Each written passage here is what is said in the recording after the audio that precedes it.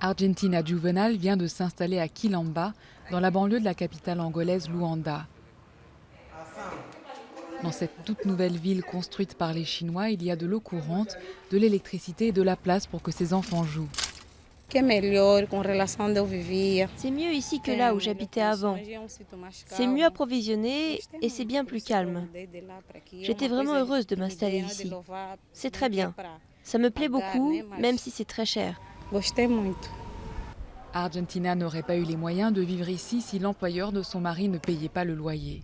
Ce gigantesque complexe immobilier a été construit pour combler une pénurie de logements, mais l'appartement le moins cher ici vaut 125 000 $, bien au-dessus des moyens de la plupart des Angolais.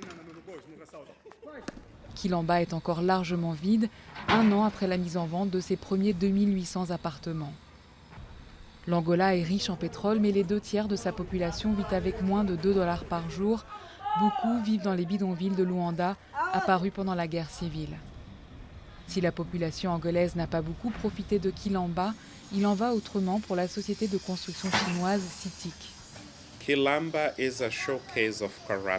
Quilamba est un modèle même de corruption et un exemple de mauvaise affaire avec la Chine.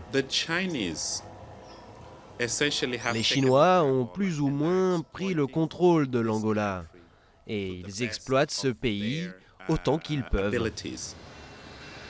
La mauvaise affaire en question, c'est un prêt accordé par les Chinois de 3,5 milliards de dollars que l'Angola rembourse avec des fonds publics et du pétrole. Ce nouveau quartier n'est qu'un exemple parmi d'autres des investissements chinois à travers le pays où des ouvriers venus de Chine construisent routes, bâtiments et hôpitaux. En échange, les Chinois obtiennent du pétrole et l'accès aux précieuses ressources naturelles. Le gouvernement angolais présente Quilamba comme le joyau de la reconstruction d'après-guerre. Face aux critiques qui dénoncent une ville fantôme inadéquate, les autorités se disent très confiantes dans le succès à long terme de ce projet.